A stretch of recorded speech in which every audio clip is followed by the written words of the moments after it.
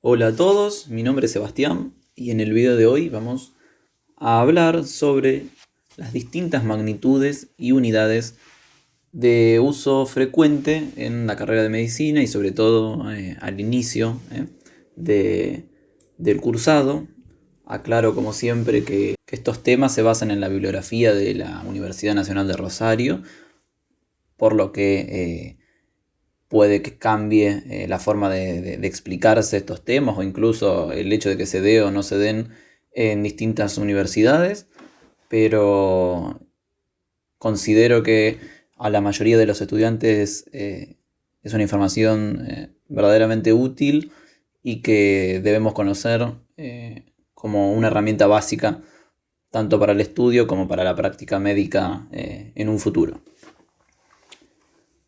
Bueno, el objetivo de esta clase es identificar entonces las distintas magnitudes de uso más frecuente y conocer cuáles son las unidades con las que podemos expresar esas magnitudes.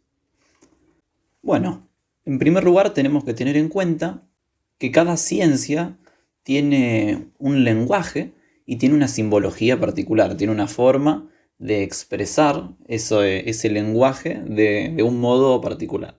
A continuación van a ver distintos símbolos que son los de uso más frecuente en la carrera, pero también en las ciencias matemáticas, que es importante conocer tanto para la práctica como para la lectura y el estudio de diversos temas. La idea no es que lo aprendan de memoria para resolver un ejercicio, para un tema en particular y que luego se olvide, sino que vayan viendo los distintos símbolos, lo vayan interpretando, lo vayan memorizando y puedan luego poder aplicarlos en futuros temas y en futuros ejercicios que vayan surgiendo de distintas disciplinas, como puede ser la física o la fisiología principalmente. Bien, si hablamos de ciencia y sobre todo si hablamos de matemática, debemos tener en cuenta el concepto de números. Debemos saber qué es un número. Y si bien parece algo básico, algo sencillo, muchas veces uno no sabe cómo definir o qué es exactamente un número. Bueno, una forma sencilla de definir un número podemos decir que es todo signo o todo símbolo que se utiliza para designar cantidades, valores o entidades que se van a comportar como cantidades. Es decir, aquellos signos, aquellos símbolos que se usan para establecer una cantidad de cualquier cosa. Y nos van a servir estos números para contar y para poder establecer un orden de sucesión entre las cosas. Es decir, no solo nos permiten conocer la cantidad de algo, sino que nos permite mantener un orden de qué está antes y qué está después. Bueno, vamos a ver que los números se pueden clasificar en distintos tipos. Se pueden clasificar como números naturales, que son aquellos que se utilizan de manera cotidiana para contar. Son números positivos, que no tienen decimal, no tienen números detrás de una coma. Luego tenemos los números enteros, que son aquellos números que engloba a los números naturales, pero también a los opuestos, es decir, a los números negativos, y al cero. Luego tenemos los números racionales, que son todos aquellos números que se pueden representar como el cociente entre dos números enteros, o podemos decir que se puede representar como una fracción, como puede ser un medio, un tercio, 5 tercios. Los números racionales los podemos representar con la letra Q. Luego tenemos los números irracionales, que son aquellos números que tienen una coma y detrás de esa coma infinita cantidad de números que no son periódicos. Un ejemplo de número irracional es el pi, que muchos conocen, que inicia como 3,14 y le siguen detrás de ese 14 infinita cantidad de números que no siguen un orden de sucesión, sino que es más bien al azar. Bueno, y por último podemos decir que existen los números reales. Cuando hablamos de un número real, puede ser cualquier tipo de número que exista, sea irracional, racional, entero o natural. Bien, habiendo visto qué es un número y los distintos tipos o las distintas maneras de clasificarlos, tenemos que ver las magnitudes, pero no se puede ver qué son las magnitudes sin saber qué es una medición. Y podemos decir que la medición o el medir es calcular cuántas veces entra esa magnitud dentro de una unidad, que ya lo vamos a ver. Ejemplo de magnitudes puede ser la longitud, la masa, el peso, el tiempo, que se miden en una unidad determinada. Por ejemplo, el tiempo se puede medir en segundos, minutos, horas, el peso en kilogramos, en gramos, en miligramos, y así con cada una de las distintas magnitudes. Ahora bien, ¿qué es una magnitud? Podemos decir que una magnitud es el producto de un valor numérico por un patrón de medida o por una unidad. Es decir, el producto entre un número y una unidad que determina la característica o la propiedad de esa magnitud. Bien, y hay dos tipos de magnitudes que hay que tener en cuenta, que hay que conocer. Por un lado se hallan las magnitudes de base o las magnitudes fundamentales, que son aquellas que se definen por sí mismas y que son independientes de las demás. Es decir, son aquellas magnitudes que tienen un valor numérico y una unidad asociada propias y que no se relacionan con otra magnitud externa para poder dar un valor, sino que lo hacen de manera independiente. Ahora bien, las magnitudes derivadas, que es el segundo tipo, son aquellas que se obtienen a partir de magnitudes fundamentales, es decir, en la que se relacionan dos o más magnitudes.